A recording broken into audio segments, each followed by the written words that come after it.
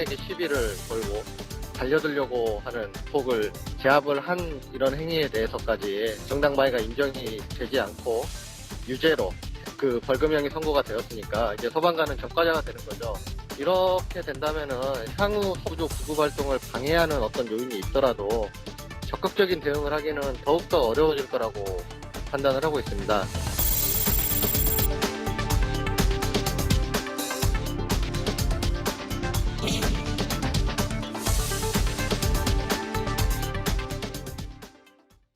소방관이 난동을 부린 취객을 제압하다 전치 6주의 상해를 입힌 사건이 있었습니다. 당시 취객은 자신이 원하는 병원으로 데려다 주지 않는다면서 난동을 부렸는데요. 이에 대해서 국민참여재판이 열렸고 이 정당 방위 여부를 놓고 치열한 공방이 벌어졌습니다.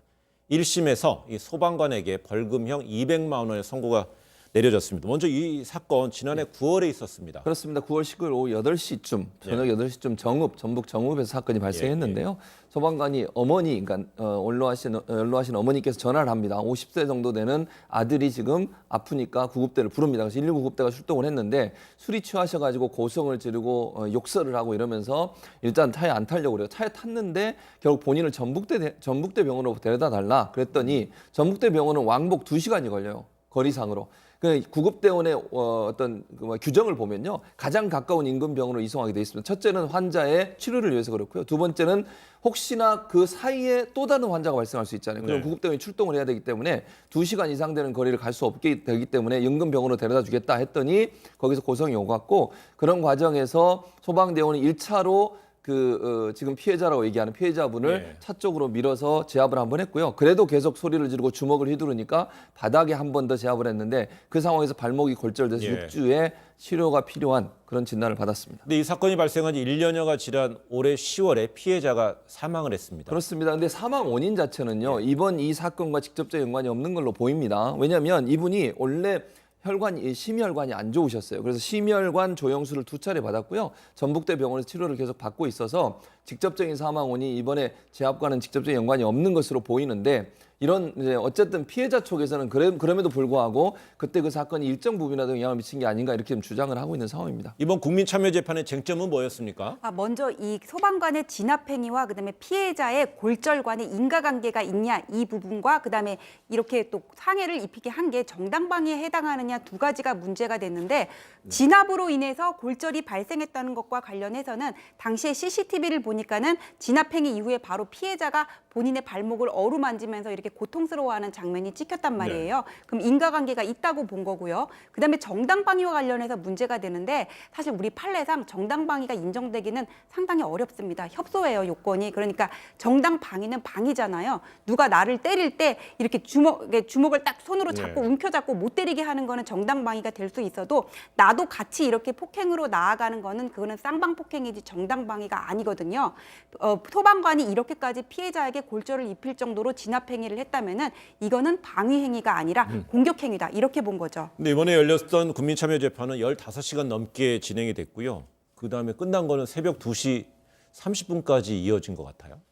네, 이제 국민참여재판 같은 경우에는 배심원을 선정을 해가지고는 뭐 판결을 듣고 그다음에 이렇게 판결을 듣고 이제 양형을 정하고 그렇게 하기 때문에 이렇게 하루 이틀에 이렇게 몰아서 하는 경우들이 대부분입니다. 그래가지고 처음부터 끝까지 판결문까지는 아니더라도 어떤 선고문 정도는 작성을 해야 되니까는 15시간 이 정도 걸린 것 같은데.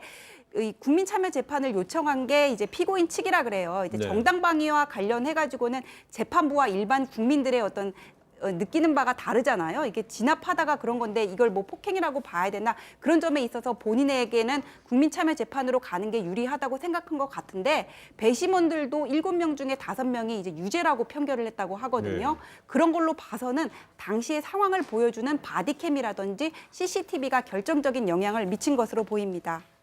네, 이렇게 이제 국민참여재판으로 진행된 1심 재판에서 소방관에게는 그 200만 원의 그 벌금형이 선고된 것에 대해서 소방관 변호인 측의 좀 의견도 들어보겠습니다.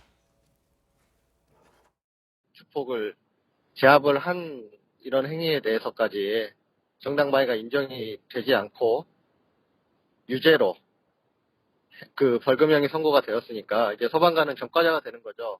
쟁점 뭐 CCTV나 이런 블랙박스 영상을 보더라도 명확하게 이제 확인이 되었는지는 여전히 의문인 점이 있고요. 아시는 것처럼 항소하는 것 자체가 굉장히 사람을 지치게 합니다. 그 심력을 소모를 하는 일이라서 그 부분에 있어서는 피고인이 견뎌낼 수 있을 정도가 되어야지 항소를 진행할 수 있다고 그래 판단을 하고 있습니다. 근거를 보완해서 다시 한번 다퉈볼 여지가 있다고 판단을 하고 있습니다. 네, 배심원의 대다수가 소방관의 행위를 정당방위라고 보지 않은 것은 이 법정에서 공개된 사건 당일 이 구급차 블랙박스의 영상하고 또 소방관의 몸에 달린 이 바디캠이라는 영상에 좀 주목했다는 이야기가 나옵니다. 그렇습니다. 이제 영상에 무슨 내용이 나오냐면 이게 웃음소리가 나와요. 소방관의 웃음소리가 나오는데 이제 그 웃음소리에 대해서 서로 의견이 다릅니다. 그러니까 피해자 쪽에서는 일부러 웃음을 웃으면서 결국은 그 지금 피해자를 자극했다 이렇게 주장을 하고 있고요. 변호인 측에서는 그러니까 피의자의 변호인 측에서는 아니 그게 아니고 헛웃음이 나왔다. 이런 일을 너무 많이 겪다 보니까 헛웃음이 나와서 진압하는 거에서 웃음을 웃은 것이지 그게 상대방을 자극하게 한 웃음이 아니라고 주장을 하고 있어서 네. 이 영상에 담겨 있는 웃음소리하고 또 하나는 이제 그 몸을 좀 제압하는 과정에서 과격하게 제압하는 듯이 보이는 듯한 그런 영상이 있어요. 그런 영상 때문에 이게 너무 과격한 진압이 아니냐 이렇게 주장을 하고 있고요. 예. 소방관 측에서는 저렇게 주치자들이 계속 소방관들에서 폭행을 가하고 주먹을 휘둘렀다고 지금 나오고 있거든요. 이런 상황이 반복되면 앞으로 소방관들이 그럼 어떻게 주치객들 저런 취객들을 만약에 옮길 때 저런 일이 발생해서 예. 어떻게 본인을 보호할 수 있느냐 이렇게 지금 맞서고 있는 상황입니다. 이번 판결 이후에요. 여기에 대해서 이제 불만을 드러내는 이제 뭐 누리꾼들의 의견도 있고 여론도 있다 보니까 검찰이 또 입장을 냈습니다. 네, 이제 그 피고인은 피해자가 당뇨를 앓고 있으면서 퇴원한 지 얼마 안 된다는 걸 알면서도 이렇게 과잉방에 들어갔다 얘기를 예. 하고 있고 제압행위에 들어갔다고 얘기를 하고 있고 그 바디캠이라든지 CCTV를 보면 나타나는 것 같이 피해자는 소방관에 대해서 크게 위협이 될 만한 행동을 하지 않았다는 겁니다. 네. 그럼에도 불구하고 이 소방관의 행위가 피해자를 화물차 적재함으로 밀어서 짓누르고 그다음에 다리뼈에 골절을 입을 정도로 바닥에 넘어뜨리는 장면이 있었다. 예. 이거에 대해서는 이렇게 면죄부를 주는 선례를 남길 수가 없었고 우리는 피해자에 대해서도 이분이 안타깝게 사망을 하셨지만은 기소를 하면서 처벌하겠다는 의지를 보이고 소방관에 대해서는 오히려 약식 청구를 하면서 이렇게 경미한 사건이라서 우리가 네. 상황을 봐준 거다 지금 이렇게 얘기를 하고 있습니다. 네, 지난 3년간의 통계를 보게 되면요. 소방관 폭행이 이틀에 한 번꼴로 발생하고 있지 않습니까? 그래서 이번 주치자 관련된 이 국민차별재판의 판결이 향후 소방관들이 현장에서 대응할 때 어떤 영향을 끼칠 수 있을 것인가에 주목이 됩니다. 예, 그렇습니다. 소극적으로 대응할 수밖에 네. 없죠. 본인도 만약에 적극적으로 대응하다가 이런 뭐 폭행행위나 폭력행위로 고발이 돼가지고 벌금을 물게 되면 누가 적극적으로 나서겠습니까? 지금 3년 얘기하셨는데 2017년에 구급대원 폭행 건수가 167건입니다. 그리고 2018년에 215건이 됐고요. 19년 상반기만 해도 95건이거든요. 네. 이게 이틀에 한 번꼴입니다. 이틀에 한 번꼴로 소방대원들 본인의 생명을 구하기 위해서 열심히 뛰는 소방관들을 폭행하는 일이 계속되고 있고 지난해 4월 같은 경우에 강현지 소방관은 목숨까지 잃었잖아요. 그런 일이 있고 나서 국회에 9건 이상이 소방관들 스스로를 보호하고 방어할 수 있는 그런 제도를 네. 만들겠다고 법에 9건이 올라와 있는데 뭐 여야가 싸우는 바람에 이거 한 건도 통과가 안 됐습니다. 이런 상태로 계속 가게 되면 소방관들이 생명을 담보로 해서 일을 해야 되는 상황까지 되는 거니까 빨리 법을 통과시켜서 소방관들의 자위권도 일정 부분 보장받고 또 옮기는 분들, 그 피해를 당한 분들이 안 생길 수 있도록 하는 네. 제도 장치를 마련한다는 생각이 듭니다. 네, 현장에서 노고 어려움을 겪고 있는 소방관들의 노고는 국민 모두가 알고 있지만 또 과도한 대응이라든지요. 그 법적으로 문제가 될 수 있는 행위에 대해서 항상 조심해야 된다는 그 교훈이 있어야 될 것 같습니다. 네, 두 분 말씀 고맙습니다.